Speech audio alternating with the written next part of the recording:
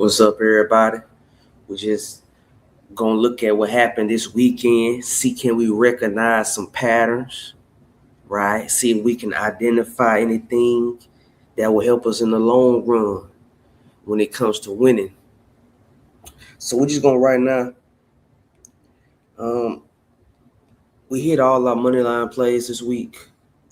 On the boxer card, we took Simpson, we took Cross, we took Azim, we took Silver. And on the New Zealand card, we took Thornsberry, Leopi, Meesum, and Nika.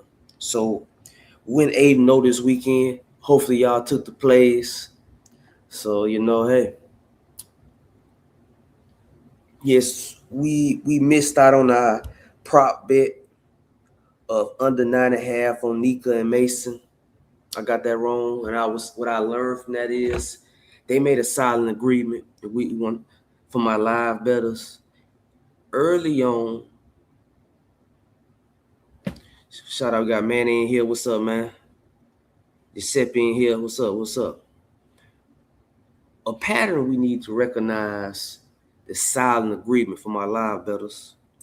Early on in the Nika Masson fight, it was apparent that there was a silent agreement that essentially what I mean by silent agreement was both fighters secretly have agreed that we're not going to take it up a notch. We're not going to try to kill each other. Now, some boxing matches, that's not the case. Some boxing matches, they fighting to the death. Nika and Masson was a sparring match. Masson knew early on that he wasn't going to win, and Nika knew early on that he wasn't going to stop him. And Nika carried him 12 rounds. Nika could have easily turned it up. He didn't want to. All he did was jab the whole fight. The whole fight, Nika didn't throw one power punch. Did he? Did he throw in one combination? He did not. That's it. Nika was willing to trade with Apataya, but he wasn't willing to trade with Masson. And I learned, so we got to look in for that. And also, let's look at a trend that I seen this weekend. Underdogs in their mid to late 30s. Masson was in his mid to late 30s. Troy Williamson was in their mid to late 30s. An underdog in his mid to late 30s, from a business perspective, there is no incentive for the mid-30s underdog to win. The mid-30s underdog is there just to make the A side seemingly have a tough fight. He's there to put up some resistance.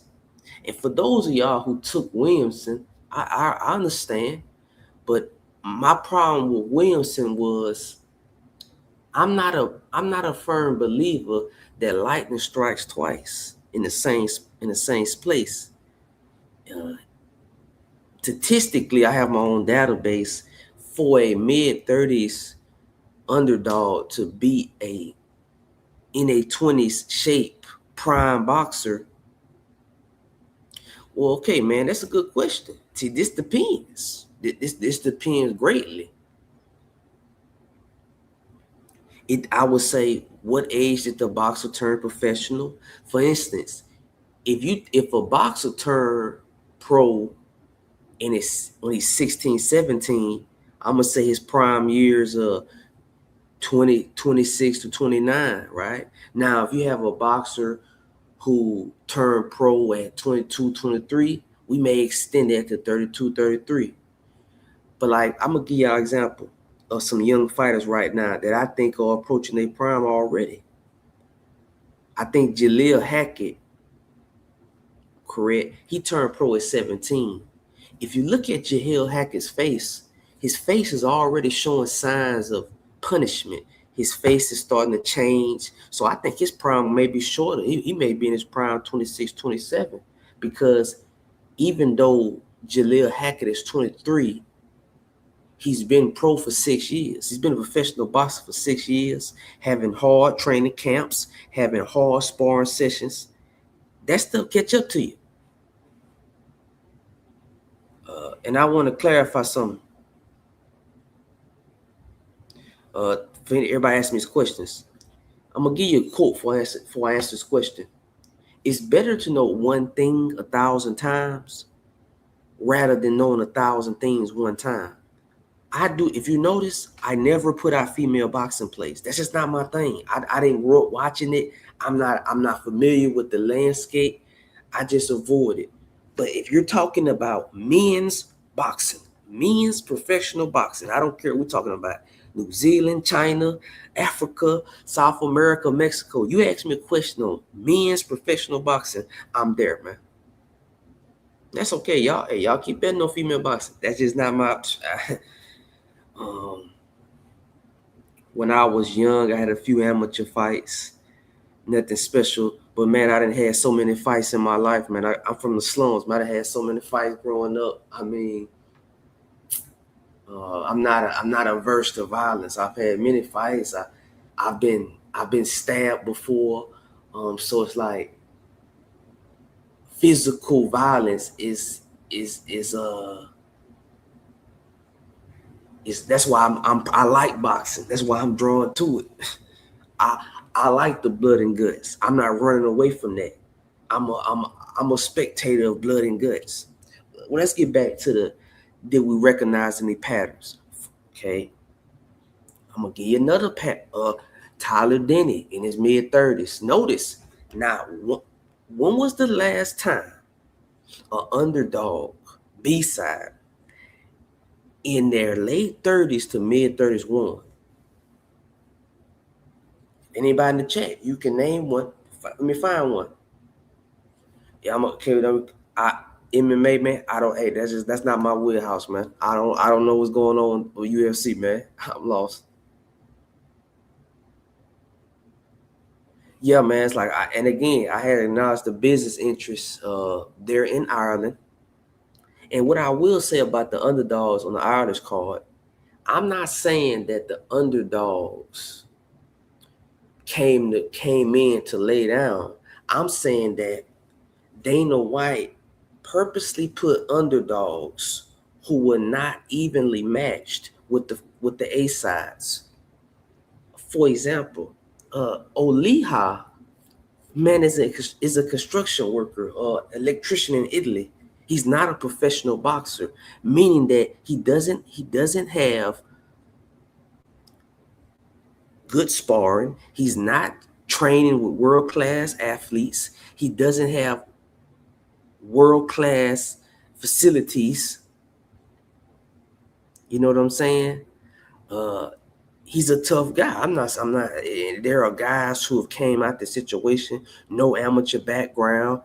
Fabio Warley, he was became heavyweight champion without one amateur fight. So it's happened, but rarely does it happen when you got a guy like Aaron McKenna, been boxing all his life, been traveling the world, sparring, world champions. He traveled the world with Team Ireland. So he's a well-schooled boxer. That was not an evenly matched fight, but that doesn't say Oliha was not a tough guy. Tyler Denny is another guy, a plumber electrician.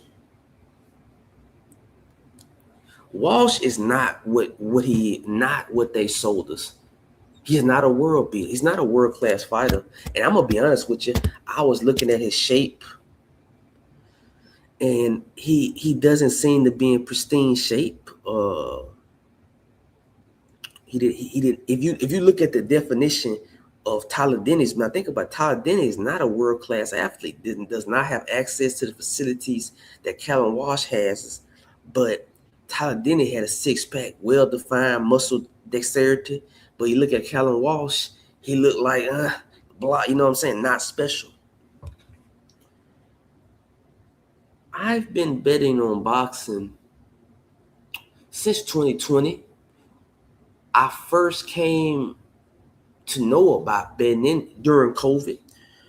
That's when I first learned about it. I've been watching boxing all my life, man. I've been watching going back to Bernard Hopkins, Manny Pacquiao. I would say yes. I would say throughout the years, my boxing fandom has increased. No, I would say this. I was just aware of the American boxing scene up until 2020. right? Up until 2020.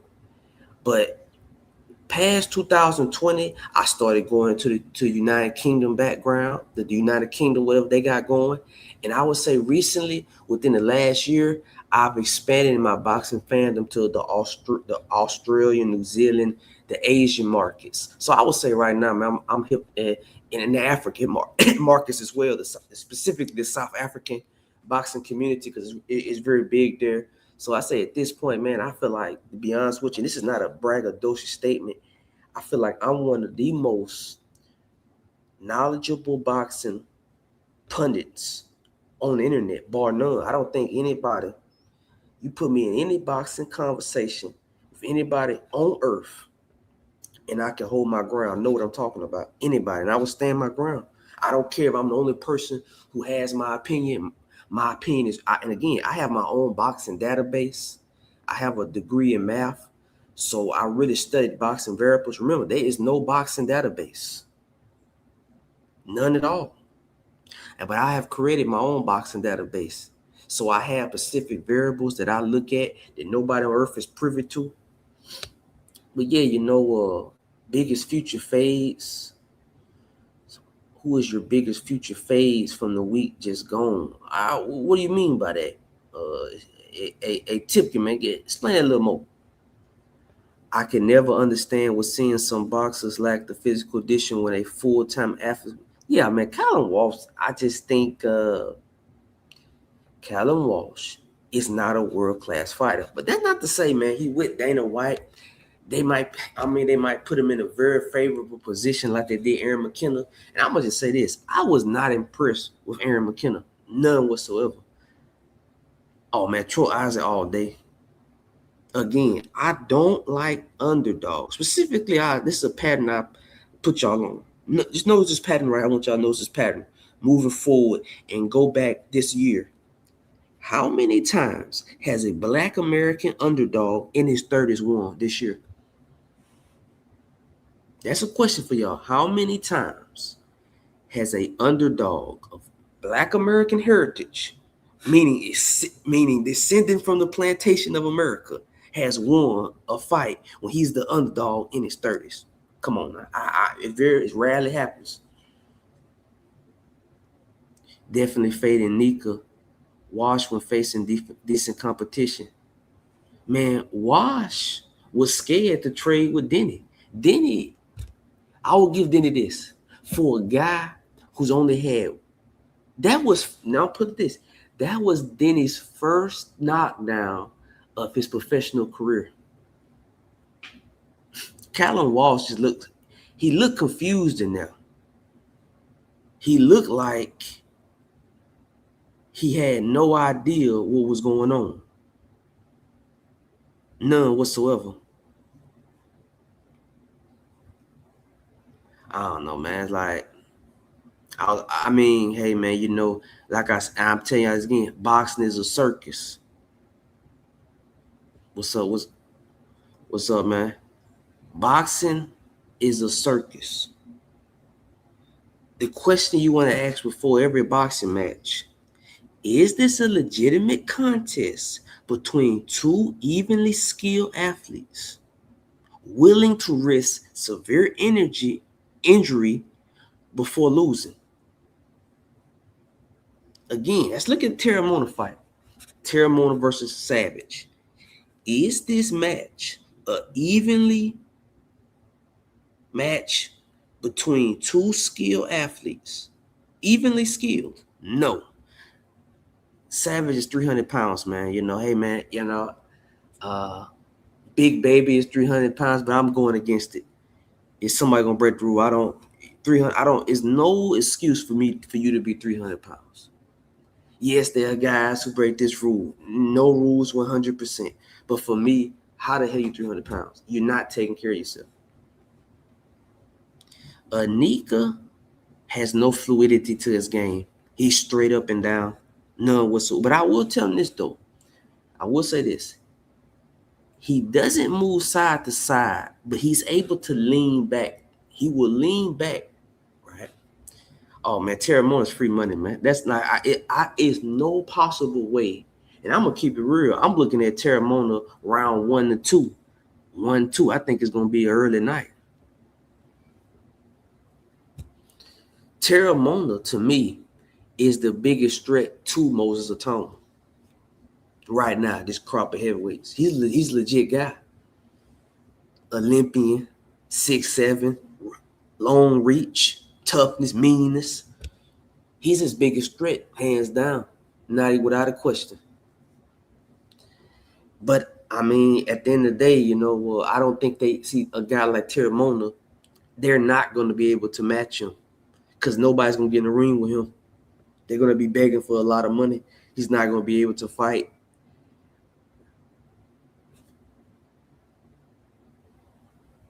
I think Hrgovic is going to stop. No, I think Itama is going to stop Hrgovic. Say like maybe round 1-6. I do not like Leo Tang. He does not seem mean to me. I do not like his game. I think that now I'm gonna say this. I do see Leo Tang becoming a British title holder, but I don't see him becoming a world champion. And again, like I told y'all, he turned pro at 18. Nah, right? So how long will he be in this game? Because nowadays they have these guys sparring all the time, running 20 miles in training camp.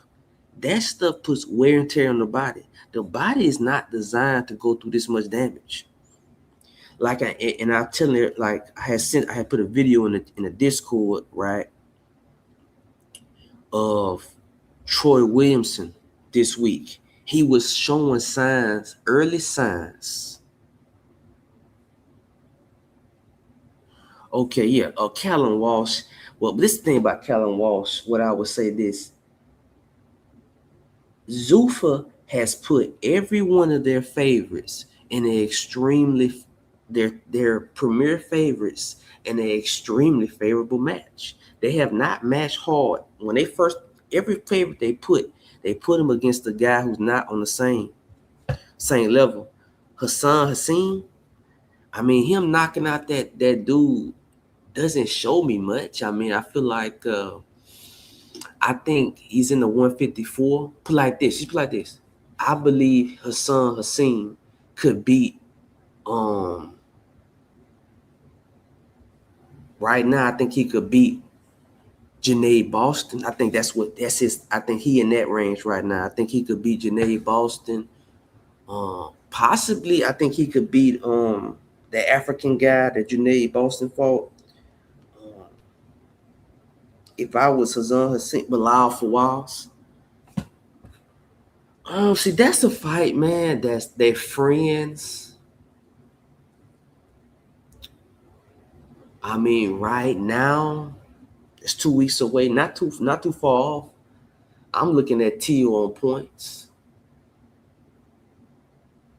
Because you can say what you want. Tio is a very well-schooled guy. He went to the Olympics. He's a good boxer. And I think now that he's moving up to 147, that will help him in his later him moving up to see. I like when a fighter moves up in their 20s, not in their 30s. Rolly, he's flat-footed. He's not elusive. I could see Tio jabbing himself to a victory. And again, I think it's going to be a silent agreement.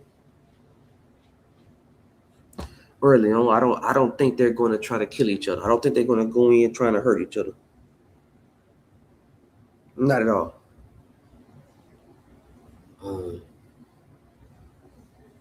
This weekend, I mean, all you Troy Williamson bettors, I hope you realize what you did. You went against a young favorite. Not only did you go against a young favorite, you went against a young favorite who's backed by the promoter. What I mean by it, like this.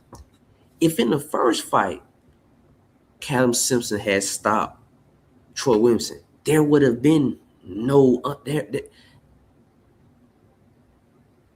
there would have been no rematch. The only reason there was a rematch in the Troy Williamson and Callum Simpson fight was because Callum Simpson is selling out stadiums. Callum Simpson has a rabid fan base. Callum Simpson is selling out arenas. Ben Shalom, the promoter at Boxer, he wants to keep the gravy train going. That's why he brought Williamson back. And you, the Williamson better, you not only you went against the business interests, you went against the age. Think about what you did. What's interesting is most fighters who fight Shakur look really good in their following fight. This is Shakur Stevenson is the most defensively sound boxer in the history of professional boxing, dating back to the 1800s. There's never been a boxer who has accomplished more than he has. 4 division champ. And I haven't seen him cut. He hasn't had a swell. He's no swelling. No blood. I've never seen him have a bloody nose, bloody. It's like, again, that's just Mike Tyler was 30 years old. He was an Uber driver. He came in looking flabby. Let's just keep it real. Let's look at, he did not have a six-pack. That's how, hey man, if you don't play like this, not having a six-pack is not 100. It's not that's 100%. But in those lower weight classes, very few fighters get away from that. Navarrete, it's a few. But Navarrete had a legit, man, he built himself up on the Mexican circuit, right? He had stopped world champions before. So I'm going to say, okay, but Mike Tyler is 30 years old, never done nothing in the professional ranks, from a small, poor country. He was an Uber driver. Mario Silva Mario Silva was in a training camp with a world title challenger and came in a Jarko. He came in with a six-pack, younger. It was nothing that it was nothing that made me think Mike Tyler was going to win. Nothing. It was, and again, I'm not here to be optimistic. Mike Tyler, everything was against him. Mike Tyler was brought in because he had an undefeated record, and he used that undefeated record to sell to the highest bidder, which is in Boxer, so they can build up Mario Silva by padding his record. And again, Mario Silva beating Mike Tyler shows me nothing.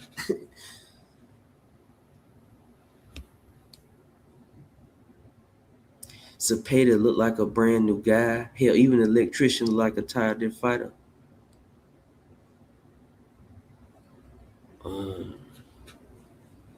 Maybe one day I will get in UFC MMA. I'm not counting it out, man. Maybe one day, man. It's not going nowhere. If anything in the sport, UFC MMA gonna grow bigger. But right now, man,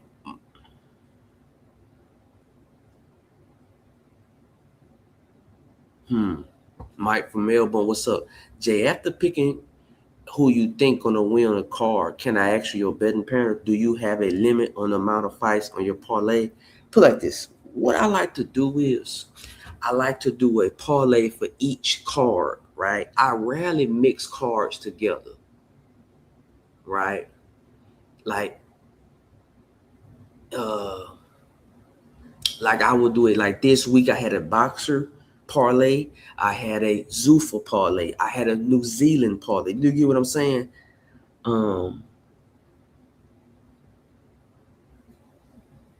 That's mainly what I do. And one thing I see, it's like this, right?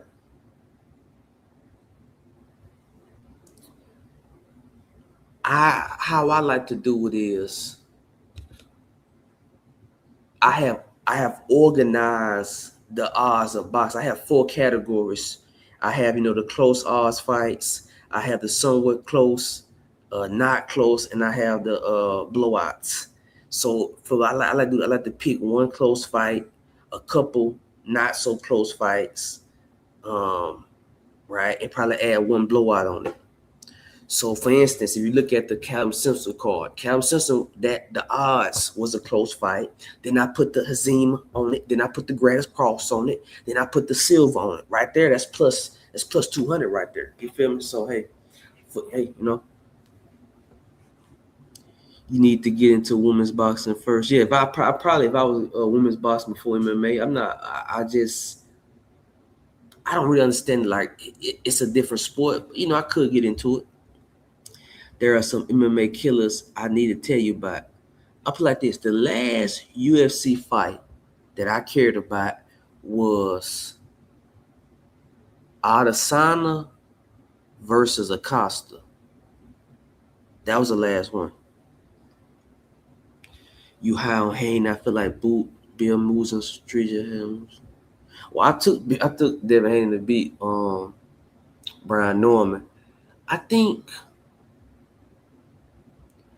Devin Haney, he's gonna be a Hall of Famer. I feel like he has the greatest clinch game in the sport. Now, if what the biggest hurdle is, if Devin Haney ever fights on the card, right, that he's not the promotional favorite, that he's the B side, I see him losing from this point because he holds so much. All you gotta do is take some points for that, man. Like I could easily see if he ever meets a referee similar to Floyd, you know, they I mean, I like Moses 1 through 6, man, but I mean, I just take Moses by knockout. I mean, I take the under. Let's see whatever the under is on that. I take Moses by knockout because I don't know, man. You know, Hergovich looks like one of those guys. He's willing to die in the ring. Have they dropped the over under on that fight? Let me see. Not that far off from it. Um,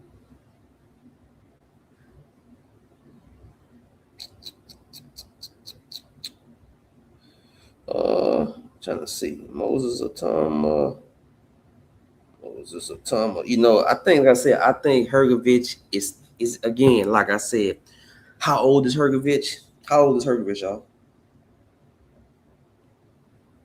Hergovich is 34 years old. Now this year, y'all, I want to, like I said, moving forward, how many mid-30s dogs are gonna win? Let's just see. Let's just see the remainder of the year.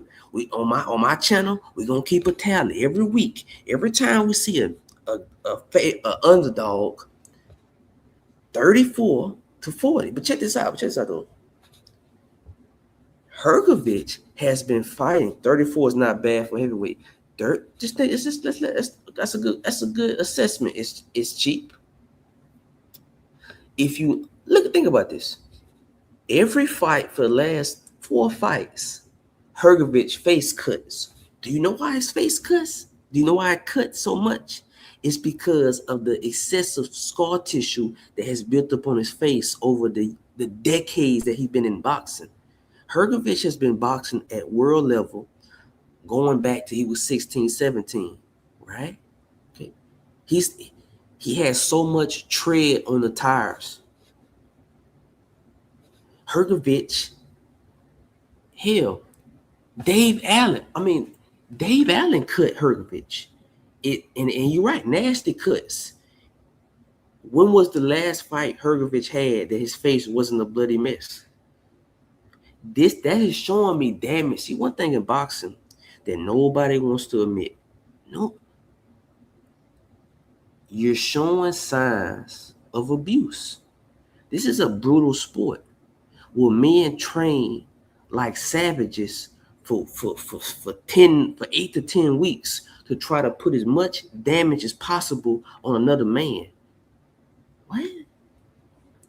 See, Clarissa, like I said, man, I don't know nothing about no women fight, man. You know, I'm gonna keep real. See, y'all need to respect that. A lot of guys on YouTube won't admit what they don't know. If this is what I know, y'all. I'm new to the game. It's what you know. And Johnny, he speaks about women's in UFC. That's cool. Ask me about any boxing match, any men's boxing match on planet Earth. I give you a well thought, researched opinion. Any boxing match. Like I said, on my channel, y'all, we haven't lost a money line pick since I've started. I have not got one money line pick wrong. Man, Ernesto Mercado's gonna blow him out, man. He's gonna blow him out early. I think Emmanuel to go. The reason why they bringing Emmanuel to go to this fight is because Ryan Garcia couldn't stop him. So when Ernesto Mercado stops him, they're gonna say, "Oh, look at that, man." And again, I'm saying Ernesto Mercado is coming for damage. He's not trying to win a punch decision. He wants to put as much damage as possible on To Go. To Go is in his mid-30s. He hasn't had a significant win outside of Africa. And his claim to fame is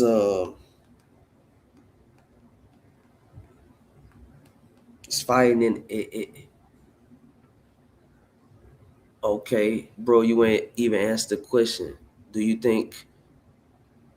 Yes, I mean, I would say yes. Yes, I would say, yes. But to me, that's the type of bets I don't like making. I'm saying you make it on your own discretion. But y'all, look, I want to clarify this too. I may speak things in this video. Listen to what I say, take insight. But my official picks are on the post page. Because I said that's a while away.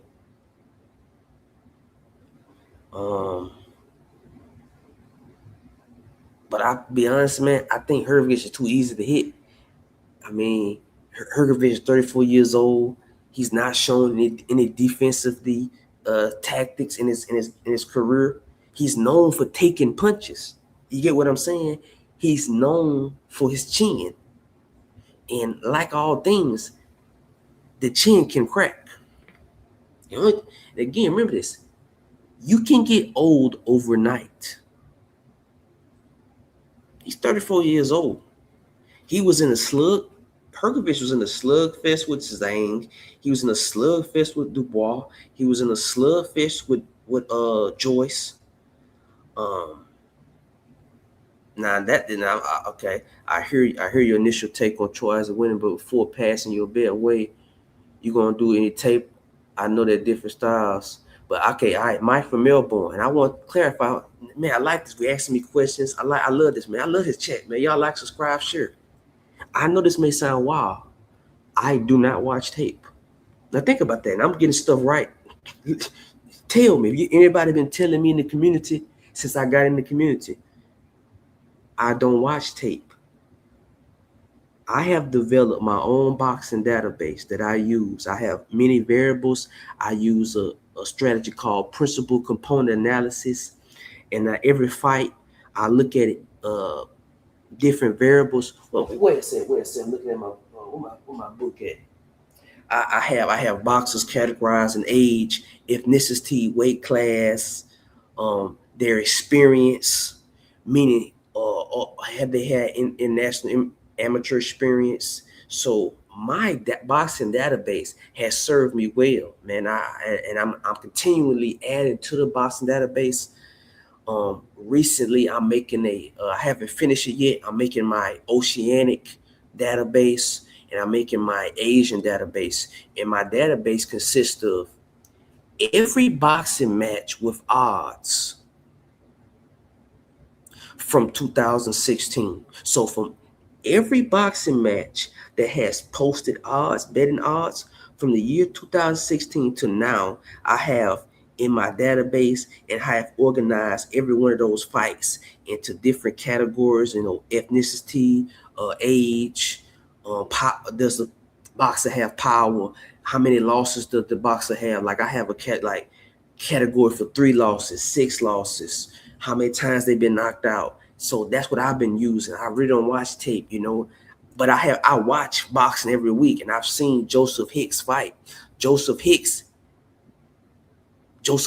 does not carry power, and him as the B-side, Joseph Hicks as a Black American fighter in their 30s. I'm never taking it. See, I don't think Toma wants to get rounds. I think he just want to blow him out. I don't think he's one of those fighters that want to get rounds. And I'm not. If I was managing a fighter, man, get him out. Get him out as early as possible. What is, in my opinion, who's your number one active boxer on planet Earth right now? Nah, you're way in your way.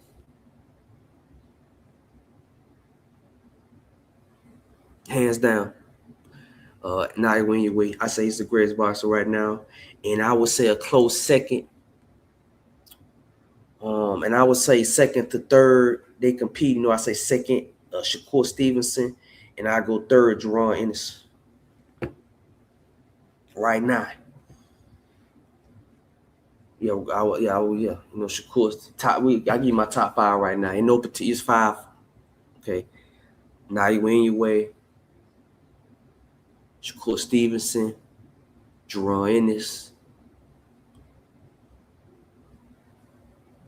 I'm gonna give y'all one that y'all may not, that may shock y'all a little bit. I like Masahisa Ibuki for my lower class because I'm a boxing astute.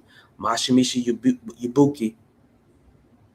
Masahisa Ibuki is the great. I think right now is the best fighter in the lower. When I mean low, I mean 108, 105, 112. Masahisa Ibuki, and I probably say Oscar Collazo. You know what I'm saying? Oscar Collazo, Masahisa Ibuki, Shakur Stevenson, Jerron Ennis, and now you in your way. And again, this is not a casual chat, okay? And I want y'all like to really support my channel. We got 600 members in the Discord, y'all. I should have 600 subscribers. I want you to notice something about most of these American boxing YouTubers this week. In my community, people who support my channel, my subscribers, we went 8-0 on the money line this weekend. What other American boxing content creators covered the European fights? Matter of fact, which of them covered the New Zealand fights?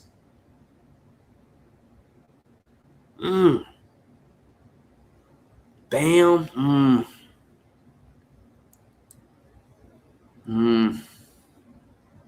Hey, okay. I would say I will replace Masahisa Ibuki with Bam. Okay, yeah, Bam, yeah.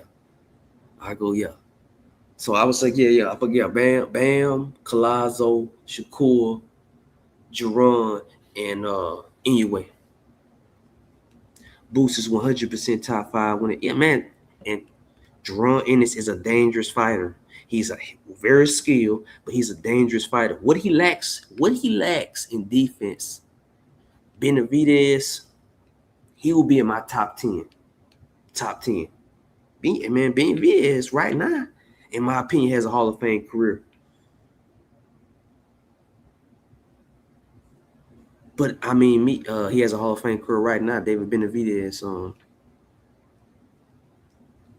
My problem with David Benavidez of late, he keep fighting fighters in their mid to late 30s. I would like to see him against Apata. But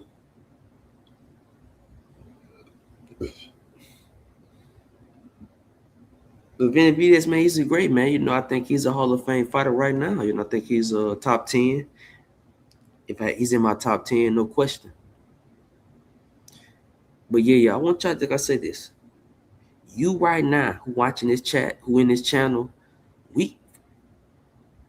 stick with me in the long run. In the long run, I'm thinking the next 3 months, the next 6 months, next year, by y'all being in this community, right? My community, Jay Knows Boxing, you will receive some of the greatest boxing information you can receive.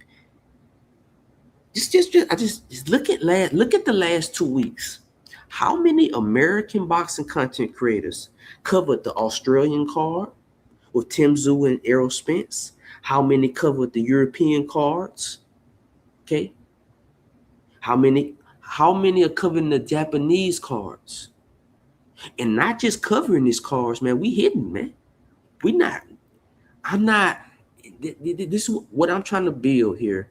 I'm not trying to be a sensational YouTuber who makes crazy titles. I'm trying to produce the most informative betting boxing community to ever exist. See, I want y'all to realize something. You know, what's up, 79? What's up, man? Hey, man, like and subscribe and share, man. Hey, man, I can't lie. You already know. I appreciate you, man. Yeah, man. I say I don't care anything. I don't care about the boxers. I'm friends with no boxers. You will never see me. You right, man. Hey, man. Hey, man. 79, man. Join, hey, man. Like I tell the channel, next three to 6 months, next year, I want y'all to tell my picks. I want you to listen to my videos. Tell me, is there another YouTuber on the internet who's producing the content that I'm competing?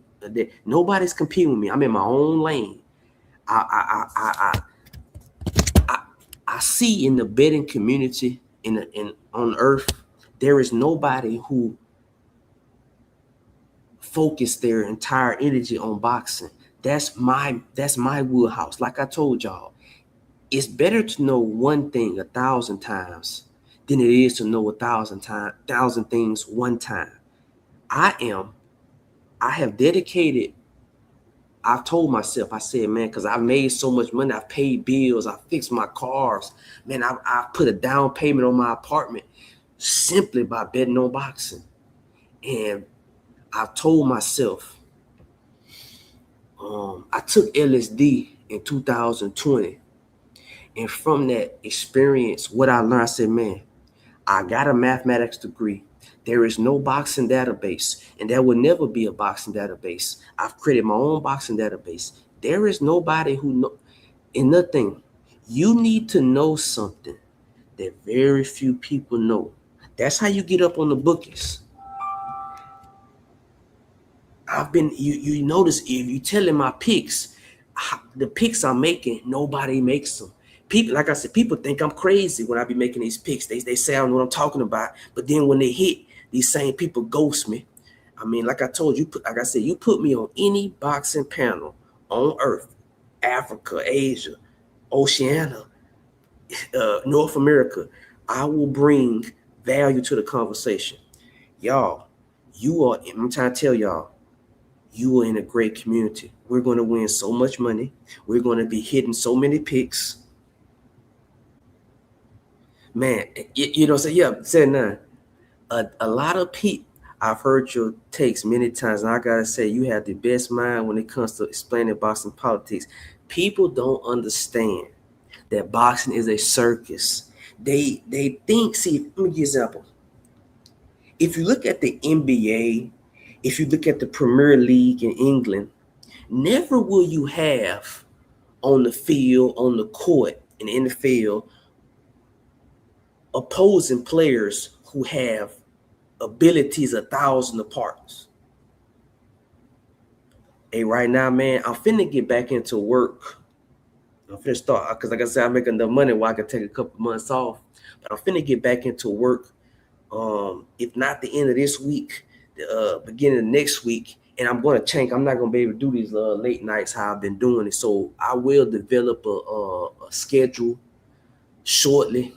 But I'm gonna keep it real, y'all. I may not be on the live streams as much because I'm finna get back in my job, and but look, I'm gonna be making my posts, but I might not be, and I might drop in on Johnny's and Gary's live stream. But for me making my own live stream, I might not be dropping so much. Maybe to the beginning of September because I'm finna get back in my job. But yeah, y'all. Man, it's a great chat, man. I just like, man, I'm trying to tell y'all.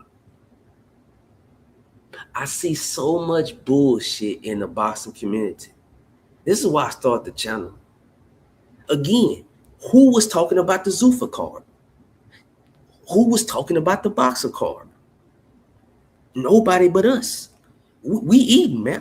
Hey, look, if you in my channel, man, we was eating this weekend. Look, I can lead you to the river. Hey, yeah, man, I'm gonna check my post page. The post page for a lot of y'all, and for those specifically y'all with big bankrolls, my post page, that's gonna be a blessing, man. That post page, again, I have not missed one money line pick since I started my channel. Not one. Yeah, and again, see, we're probably in on that Chamberlain pick. I'm gonna give you this little brief rundown what I seen, right? That nobody must clarify again, because I think boxing is a circus. And how I viewed that fight was, yeah, you saved me from that losing money on Leary. O'Leary was being positioned as the face of Irish boxing. However, if you look through his professional record, right, he had never fought a power puncher. Not only that, I'm gonna tell you something that people may have not picked up on. Yes, he had won the European title. Yes, he won the IBO title. But both those titles were vacant. He never beat it. He did not beat the European champion. He did not beat the IBO champ. Correct? And prior to him getting in the ring with Chamberlain, he had never been in the 50-50 fight. Again, the number one question I want to ask y'all, is this a contest between two evenly skilled athletes willing to risk injury before suffering a loss? This was his first time. Chamberlain beat somebody to win the British title. Chamberlain had been in the ring with dangerous opponents. Chamberlain had stopped fighters in the first round. Like I told Gary and Johnny, yes, Pierce O'Leary has had a highlight reel of knockouts, but so did Chamberlain. And Chamberlain was young, never been stopped, and Chamberlain was willing to die in that ring. Chamberlain knew that he got hit with that body punch. A lot of boxers would have folded and said, I'm done. Chamberlain got up and he kept fighting. Pierce O'Leary didn't know what he was in the ring with. Pierce O'Leary had been drinking the Kool-Aid they've been selling him. Pierce O'Leary showed dog, yes, but he took an extreme beating, and he probably broke his nose in 2 to 3 places. Hell no. I mean, I'm gonna tell you this though. Do you think Zoo can do any damage at 160? I will say this. My biggest question is Laura. Laura is 43 years old right now. At some point, Father Time will win. Again, it's exceptions to the rule. Okay? But at some point, Laura is going to meet Father Time, and Father Time is going to win. If I was Tim Zoo's team, I would directly call for the Laura fight. That's 100. It's nobody else I'll put him in the ring with. Laura can't do this forever. I don't care who you is. You can't do it forever. I can stay a little longer, y'all. But yeah, man, ask me some questions, man, y'all. You know what I'm saying? Cause I want y'all to know who I am moving forward. You know, like I said, ask me some. My goal is every week. I don't. To me, like this, y'all. There's never a bad week in boxing for me. See, I'm not here to judge whether or not boxing. I'm gonna collect this. I love when people say boxing is dead. I love when people say boxing is dead, because that means that you're not seeing any value in it. To me, boxing is thriving. What are you talking about? Boxing is on every weekend. Every weekend, we can find some money in boxing. There will never be a weekend where we cannot find value in boxing. Maybe on Christmas weekend, maybe. Okay, but you'll have some fights in Japan because the people in Japan don't celebrate Christmas like we do. There would, but 99% of all the weeks in a year, there will be some money to be made. Early thoughts. I like Barral.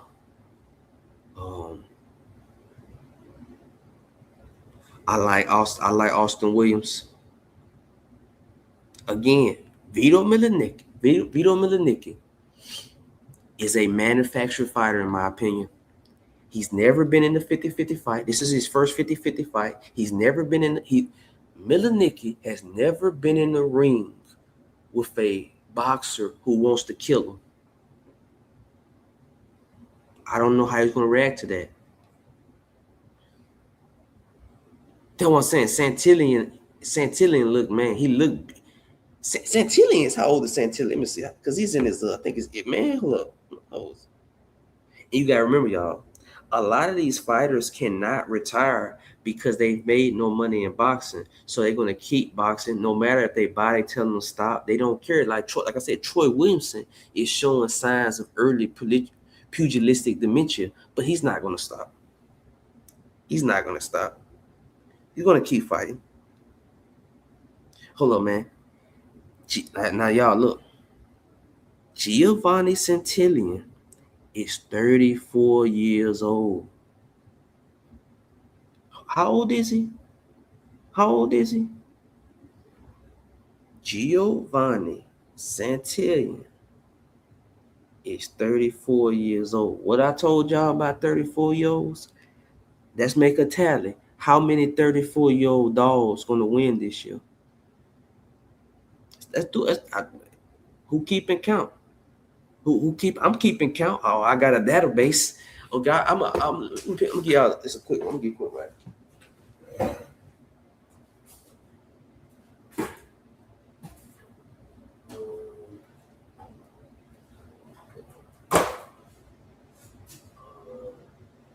Okay, yeah, let me get my.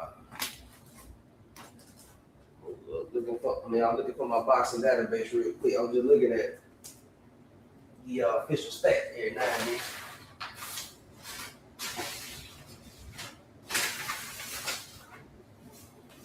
I'll be right back, y'all. Right back.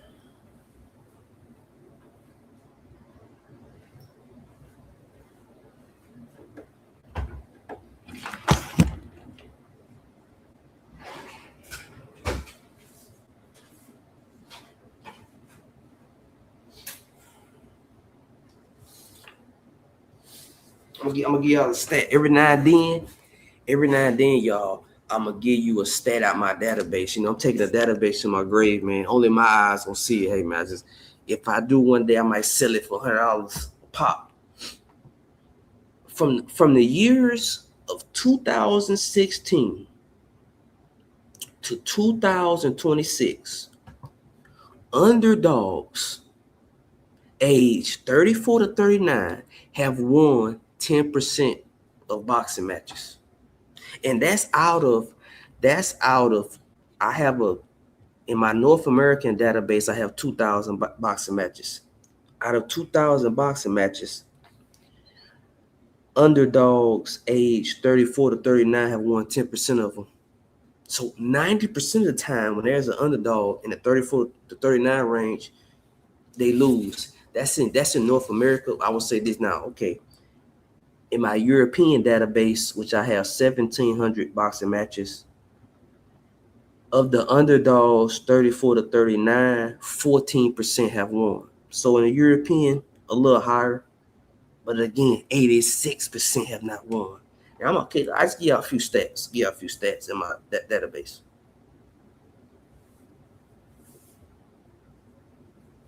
Contrary to popular belief about Latin American fighters winning in Europe,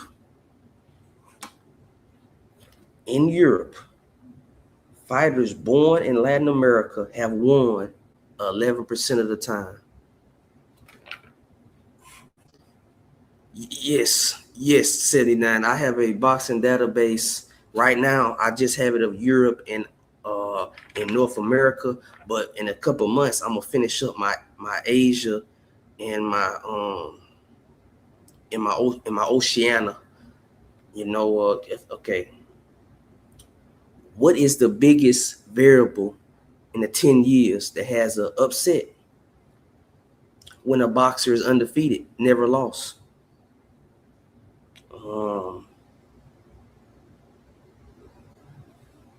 And then yeah, so man, look, see. It's better to know one thing 1,000 times than to know 1,000 things one time. I have dedicated my life to boxing. I've told myself, I said, my goal, I just turned 31. My goal is to leave working. What I've done so far, I'm able to make enough money in a year where I could take a couple months off of working. My goal is by the time I'm 35, I want to be done with working. I want to be a full-time better on boxing. That's my goal, and y'all gonna be along for the journey. Hopefully, what I'm saying, because this what I started this YouTube channel, this is not a one-off thing. I'm thinking 5 years down the line. I'm thinking, like I said, and what my goal is with our channel is that we build up a community where eventually we go on other channels and we educate them. Because a lot of channels, they think they know boxing. They think they know boxing, right? They think it's like this. I feel that I'm a better predictor of boxing than professional boxers, former professional boxers, former trainers. They are not looking at the game like I am. Or Gary Antone. I think see, this one of those fights, man, where the guy hasn't fought in a while. Um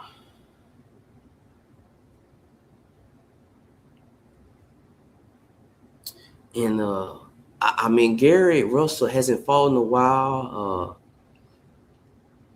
He has been in 50-50 fights. He fought Emmanuel Rodriguez. He lost. Victor Santillan,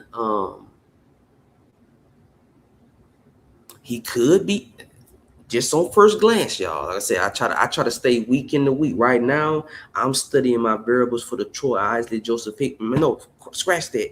I'm studying my variables for the Zuffa, uh, in the Zuffa fight and the Terramona fight. Right now, I'm looking at that, which I will drop my official picks. Um, Right now, Victor Santillan looks like a padded record. Just on first glance, I'm gonna look more into Victor Santillan, but right now, he appears to be a fabricated guy. That's what it seems. Oh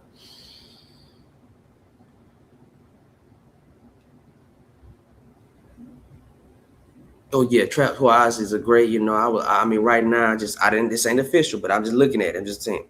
I like Troy Isley, and I like again, also, y'all, don't force it. If you don't see a dog, you don't see a dog. I don't pick dogs. Okay. I didn't pick Chamberlain because I was dog hunting. We pick dogs when they look viable. Okay. But all right, y'all, look, man. Hey, subscribe, like, look, man. I should have 1,000 subscribers out of Gary's community, Johnny's community, man. Like, subscribe, and share, man. Comment, y'all.